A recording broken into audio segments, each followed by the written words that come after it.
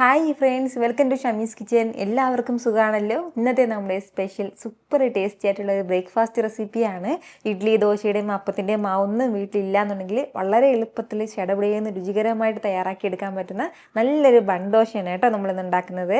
അപ്പോൾ ഈ വീഡിയോ ഇഷ്ടമായാൽ ഇതൊന്ന് ലൈക്ക് ചെയ്യാനും കൂടെ തന്നെ സബ്സ്ക്രൈബ് ചെയ്യാനും ആ തൊട്ടടുത്ത് കാണുന്ന ബെല്ലൈക്കൻ്റെ ഓള് മറക്കാതെ കൂടെ ഒന്ന് പ്രസ് ചെയ്തേക്കണേ.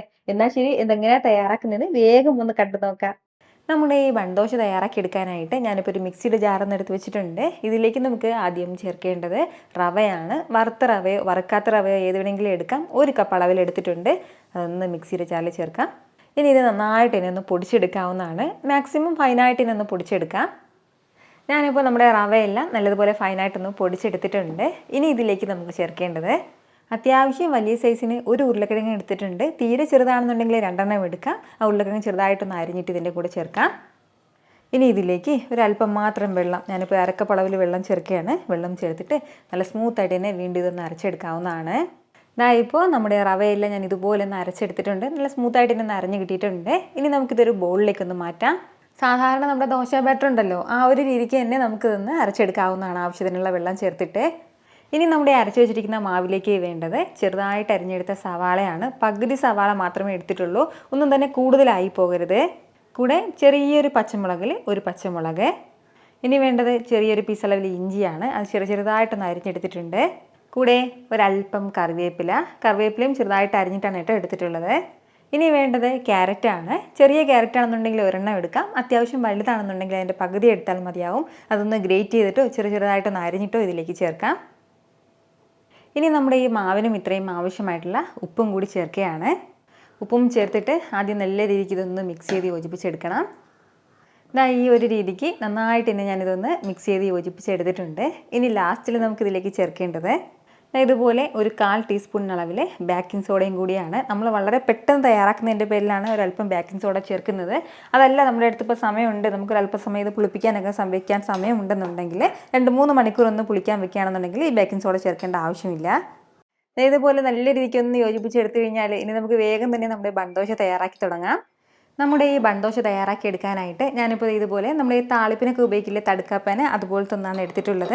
ഇതില്ലാന്നുണ്ടെങ്കിൽ പകരം നമുക്ക് ആപ്പച്ചട്ടിയും എടുക്കാവുന്നതാണ്. ഇതിലേക്ക് നമുക്ക് 1-2 ടീസ്പൂൺ അളവിൽ വെളിച്ചെണ്ണ ചേർക്കാം. അല്ലാന്നുണ്ടെങ്കിൽ നെയ്യ് വേണമെന്നുള്ളവർക്ക്, നെയ്യ് ഇഷ്ടമുള്ളവർക്ക് അതും ചേർക്കാവുന്നതാണ്.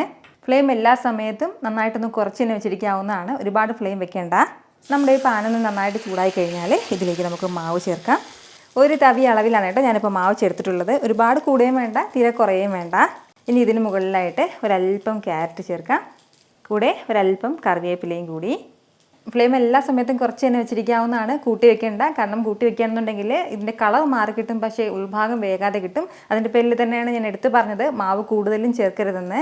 ഏകദേശം 1 മിനിറ്റോളം വേണം ഒരു സൈഡ് നന്നായിട്ടൊന്ന് വെന്ത് കിട്ടാനായിട്ട്. ഇപ്പോൾ ഇതിൻ്റെ ഒരു സൈഡ് നന്നായിട്ട് വെന്തിട്ടുണ്ട്. ഇനി നമുക്കിതൊന്ന് തിരിച്ചിട്ട് കൊടുക്കാം. മറു സൈഡ് നന്നായിട്ട് നിന്ന് വെന്തിട്ടുണ്ട്. ഇനി നമുക്കിത് എടുക്കാവുന്നതാണ്.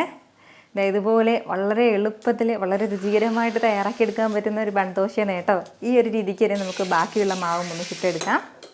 വളരെ രുചികരമായിട്ട് എളുപ്പത്തിൽ തയ്യാറാക്കിയെടുക്കാൻ പറ്റുന്ന നല്ലൊരു ബൺദോശയാണ് കേട്ടോ. വളരെ സോഫ്റ്റ് ആയിട്ടാണ് നമ്മുടെ ഈ ബൺദോശ കിട്ടുന്നത്. അപ്പോൾ ഉറപ്പായിട്ട് നിങ്ങൾ വീട്ടിൽ ഇതുപോലെ ഒരു ബൺദോശ ഒന്ന് തയ്യാറാക്കി നോക്കണം. ഇതിൻ്റെ കൂടെ ഞാനിപ്പോൾ സൈഡായിട്ട് എടുത്തിരിക്കുന്നത് തക്കാളി ചട്നിയാണ്. ഈ തക്കാളി ചട്നിയുടെ റെസിപ്പി ഞാൻ മുമ്പ് പോസ്റ്റ് ചെയ്തിട്ടുണ്ടായിരുന്നു. ഇതിൻ്റെ ലിങ്ക് ഞാൻ ഡിസ്ക്രിപ്ഷൻ ബോക്സിൽ കൊടുത്തിരിക്കാം. അപ്പോൾ എല്ലാവരും ബൺദോശ ട്രൈ ചെയ്ത് നോക്കിയിട്ട് നിങ്ങളുടെ ഫീഡ്ബാക്ക് എനിക്കൊന്ന് മറക്കാതെ അറിയിച്ചേക്കണം. കാരണം നിങ്ങളുടെ ഫീഡ്ബാക്ക് കാണുമ്പോഴായിരിക്കും അത് മറ്റുള്ളവർക്കും തയ്യാറാക്കി നോക്കണം എന്നുള്ളൊരു പ്രചോദനം ഉണ്ടാകുന്നത്. എത്ര എളുപ്പത്തിലും രുചികരമായിട്ടാണല്ലേ നമ്മൾ തയ്യാറാക്കിയെടുത്തിട്ടുള്ളത്. അപ്പോൾ ഇത് ഇഷ്ടമായാൽ ഇതൊന്ന് ലൈക്ക് ചെയ്യാനും കൂടെ തന്നെ നിങ്ങളുടെ ഫ്രണ്ട്സിനും ഫാമിലിക്കും എല്ലാവർക്കും ഇതൊന്ന് ഷെയർ കൂടി ചെയ്ത് കൊടുത്തേക്കണം. ഇതുപോലുള്ള റെസിപ്പിക്ക് വേണ്ടിയിട്ട് നമ്മുടെ ഷമീസ് കിച്ചൻ ചാനൽ ഫോളോ ചെയ്യാനും സബ്സ്ക്രൈബ് ചെയ്യാനൊന്നും ആരും മറക്കരുത്. വീണ്ടും നല്ലൊരു ഷാർ വീഡിയോ ആയിട്ട് നാളെ കാണാം. അതുവരേക്കും എല്ലാവരും ഹാപ്പി ആയിട്ടിരിക്കുക, സന്തോഷമായിട്ടിരിക്കുക, എല്ലാവരും സേഫ് ആയിട്ടിരിക്കണം. Take care friends. ടാറ്റാ.